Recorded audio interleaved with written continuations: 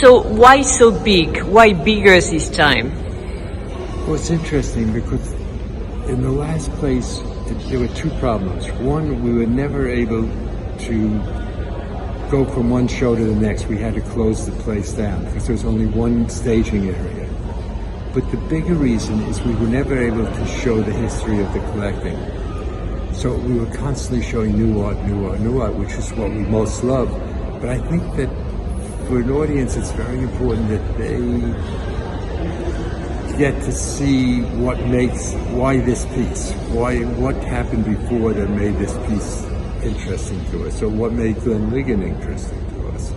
You know, the America piece behind you is, it's a fascinating statement about America now and the racial problems right now. But what did we see, what did we feel beforehand that made that interesting?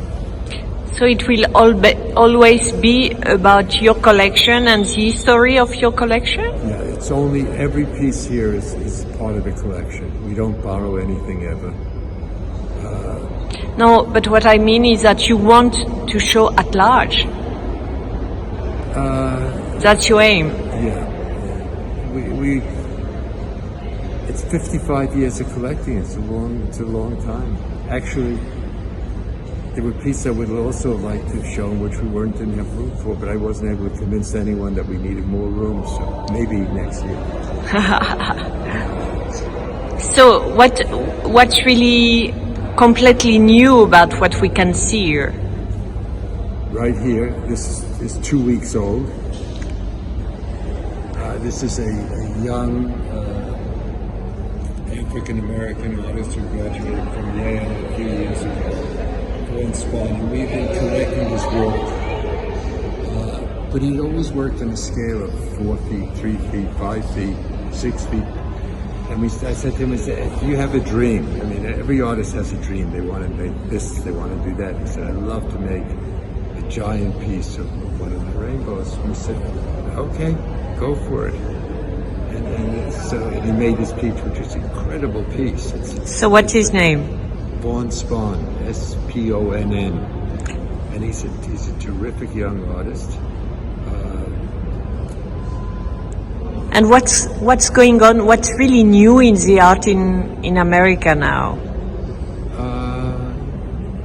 There's a number of the art in America, like the art everywhere, has three interesting components. It has the emergence of African American artists, the very important emergence of women, in many cases older women who've been working for years and years without any recognition.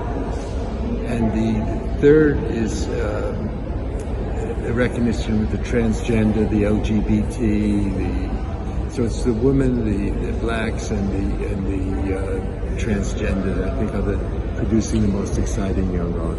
But don't you think that the African American were already here and we just discover them now? I think the 80-year-old woman artist was already here and we just discovered them now.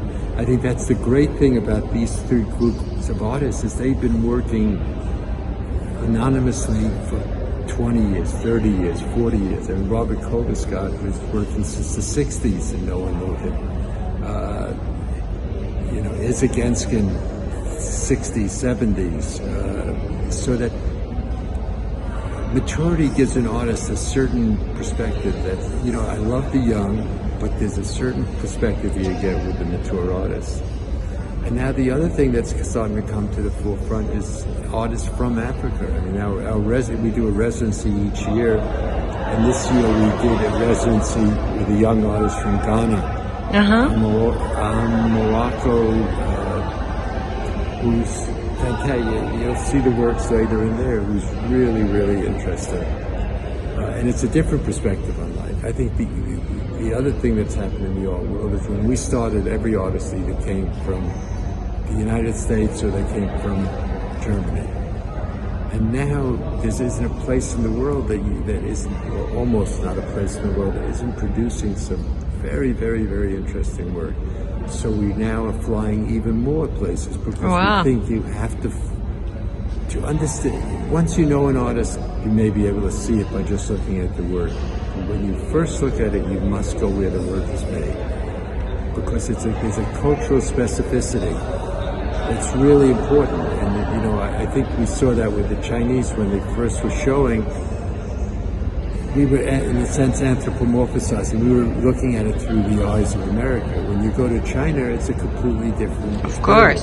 So we spent, in 10 years, we made 12 trips to China, just to get a sense of what they were actually trying to say rather than what we wanted them to say.